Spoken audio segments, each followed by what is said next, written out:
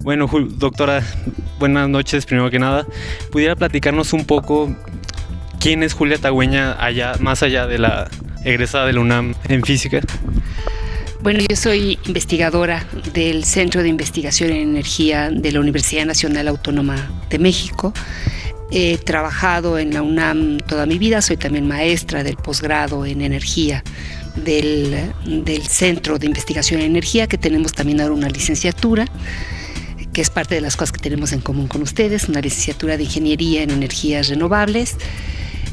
Soy investigadora nacional, estoy en el SNI, soy investigadora 3 del SNI, y me interesa mucho la divulgación de la ciencia, me interesa la comunicación de la ciencia. Durante un cierto número de años fui directora general de divulgación de la ciencia también en la UNAM. En mi generación, estudiar física y estudiar ciencia estaba muy de moda, a diferencia de lo que está ahora, ¿no? Ahí me tocó una época en la que se veía la ciencia como una opción profesional importante, pero de todas maneras yo creo que lo que influyó mucho en mí es que mi padre era físico. En mi casa la ciencia era una cosa muy cotidiana, y además fui criada en la idea de que las mujeres y los hombres podemos hacer lo que querramos, lo que nos guste, sin ninguna diferencia de género. Entonces pues me pareció que ciencia para mujer, ¿por qué no? Y física, ¿por qué no? Me gustaban las matemáticas, nunca me he arrepentido, creo que fue una excelente elección. ¿Y por qué especializarse en la física de sólidos, cierto? Así es. Lo que pasa es que la licenciatura, si te quieres dedicar a la investigación, ciertamente no es suficiente, tienes que pensar en un posgrado. Ahí pues estuve dudando sobre qué especializarme y finalmente escogí sólidos, efectivamente la física de estado sólido, que es una de las ramas más populares en física. La verdad es que tampoco fue una decisión tal vez también muy de moda en ese momento. Y lo hice en Inglaterra, lo hice en la Universidad de Oxford, fue una experiencia fantástica, y luego ya regresé a trabajar en la universidad después de acabar el doctorado. ¿Cuál considera usted que ha sido la mayor satisfacción que le ha dado la carrera como tal, o todo a lo largo de su trayectoria como física?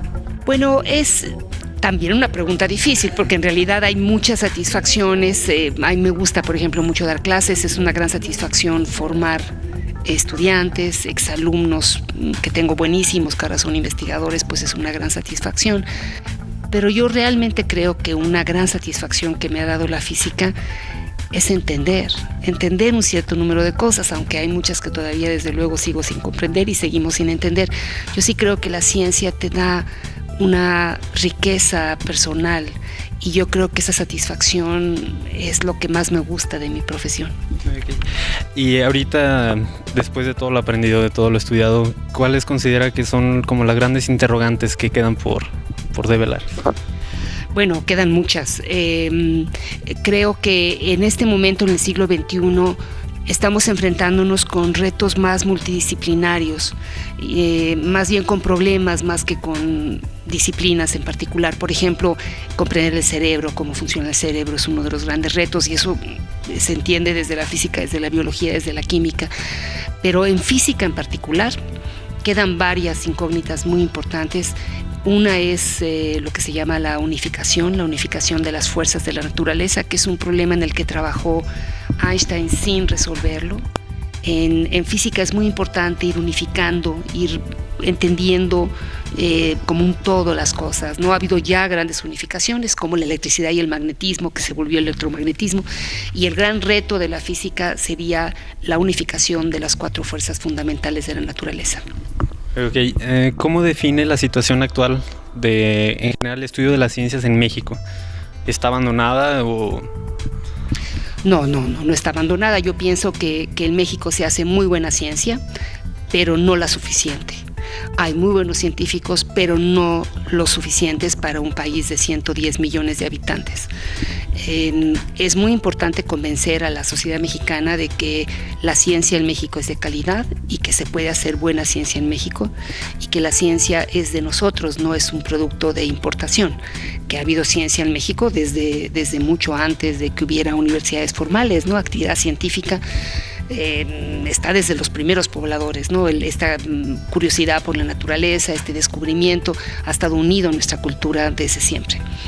Creo que lo que es importante es convencer a los jóvenes de que es una opción, convencer a las mujeres de que está perfecto que las mujeres hagan ciencia, que no es una carrera masculina, es una carrera para todos, para el que le gusta, no tiene nada que ver con ese tipo de decisiones de género. Entonces, ¿qué serían las cosas que le hacen falta en México? ¿Que impulsar más universidades enfocadas a la ciencia? Bueno, yo creo que hay diferentes cosas. Por un lado, tiene que haber una política nacional que apoye la ciencia. Definitivamente sí hace falta más inversión. Cuando te digo que se están haciendo bien las cosas, pero que también falta inversión, ¿no? Ciertamente la investigación en ciencia requiere de un apoyo importante económico, tiene que subir, sabes que ahora se da un porcentaje del PIB, ese porcentaje tiene que aumentar. También tiene que haber una vinculación importante con la industria.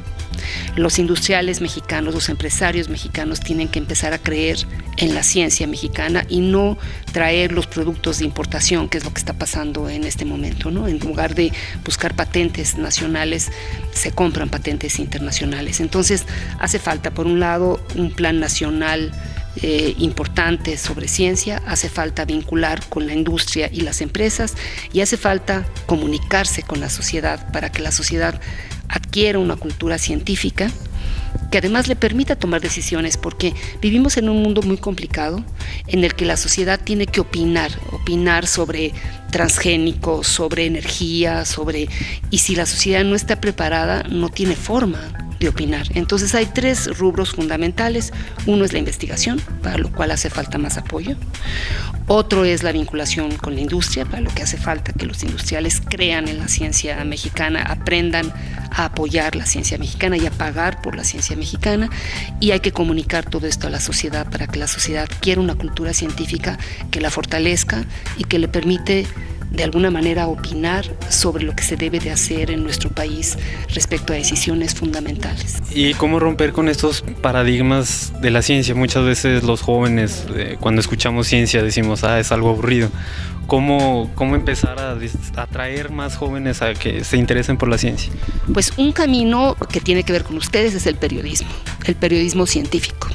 En realidad, el que los periodistas se preparen en ciencia y den la noticia científica bien documentada a la sociedad sí hace una enorme diferencia.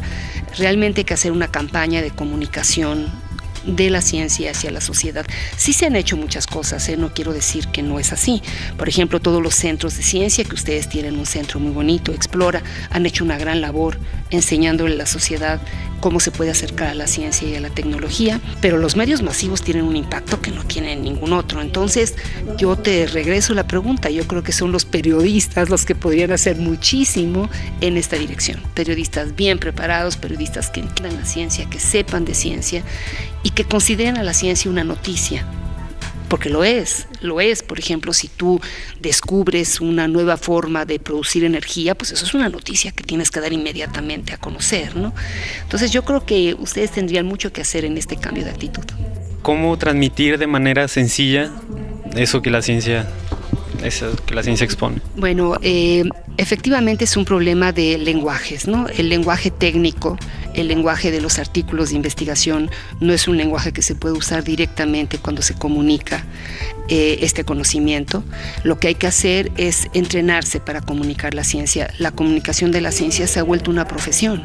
Tú aprendes a comunicar, ¿no? Aprendes cómo debes de manejar el lenguaje, porque fíjate, cuando un científico describe su trabajo, todos los detalles le parecen importantes, pero cuando un comunicador le pasa esta información a la sociedad, tiene que ser capaz de decidir qué es lo fundamental y qué es lo que no es imprescindible para comprender. Por otro lado, también tiene que quedar claro que realmente entender a fondo un problema científico requiere estudiar ciencia, ¿no? Tampoco se puede esperar que con una plática bien dada ya te vuelves un experto, ¿no? Entonces hay que decidir qué es lo que podemos transmitir, qué es lo que la sociedad puede y debe asimilar y qué le es útil a la sociedad. Y en todo esto es importante escuchar a la sociedad, porque parte del problema es que tú le puedes contar a un grupo de personas algo que ellos no quieren escuchar, porque no es eso lo que les interesa. Entonces el comunicador, el científico, lo primero que tiene es que escuchar lo que la sociedad quiere saber. ¿Cuáles serían 3 libros que nos recomendaría como un primer paso para aquellos que ven a la ciencia como un ente complejo, como algo intocable? Bueno, mira, hay muchos libros muy buenos de divulgación de la ciencia. Para ustedes que son muy jóvenes, yo les recomendaría que leyeran el clásico libro de Carl Sagan, que se llama Cosmos, y que fue acompañado por una serie de televisión que se puede sacar en el videoclub, pero existe el libro también, y entonces es una descripción del cosmos, del universo, que es una cosa maravillosa, porque realmente te hace entender pues lo pequeñitos que somos en una infinidad de astros Entonces, bueno, ese lo recomiendo mucho porque es un clásico, porque ahí empezó.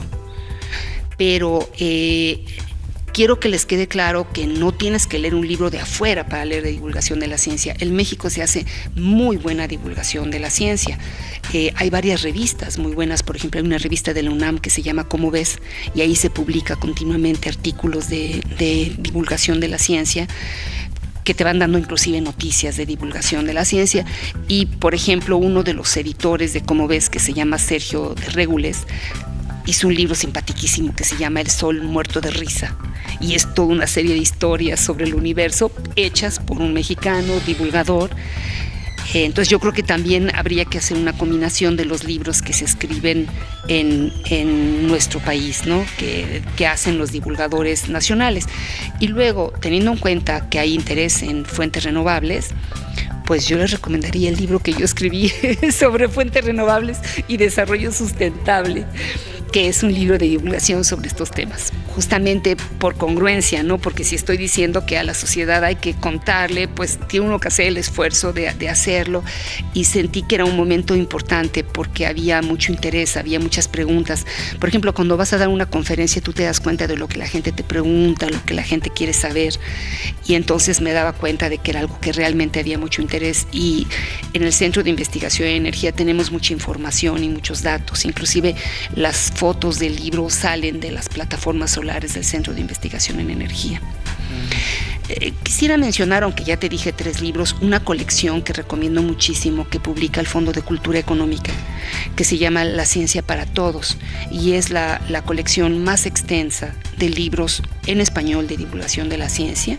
Yo recomendaría la colección como un todo, y además hacen un concurso cada año donde compiten jóvenes de todo el país, y ha sido muy importante en la promoción de la lectura de libros de ciencia en México. Ok, y bueno, ya pasando a la conferencia que unos minutos dará inicio, ¿por qué escoger el nombre Cuando calienta el sol? Bueno, porque supongo que aunque sea de mi época es una canción que todos conocen, ¿no? La idea justamente de la comunicación. Tú me preguntabas, ¿cómo haces para que la ciencia se sienta pues un poco distinta, un poco más cotidiana, ¿no? Y pues uno de los trucos es buscar nombres que si yo te digo que voy a dar una conferencia sobre conservación de la energía y la segunda ley de la termodinámica, es muy posible que digan, no, pues te digo Cuando calienta el sol, a lo mejor se te ocurre que a lo mejor puede pasar algo divertido en esa, luego a lo mejor es una trampa y hablo de pura segunda ley de la termodinámica, ¿no? Pero sí me entiendes, es un esfuerzo de buscar nombres que sean un poco más atrapadores. Bueno, y ya por último, ¿qué mensaje le darías a aquellos jóvenes que no saben ahorita, por ejemplo, qué estudiar y no sé, quieren estudiar algo de ciencia, pero le tienen miedo, no sé, a la física, a las matemáticas, ¿no? No, yo lo que les recomendaría a los jóvenes es que no tengan miedo a hacer lo que quieren hacer, que exploren y que busquen, porque todo es bueno. Tiene que ser lo que te trae, lo que te gustaría hacer.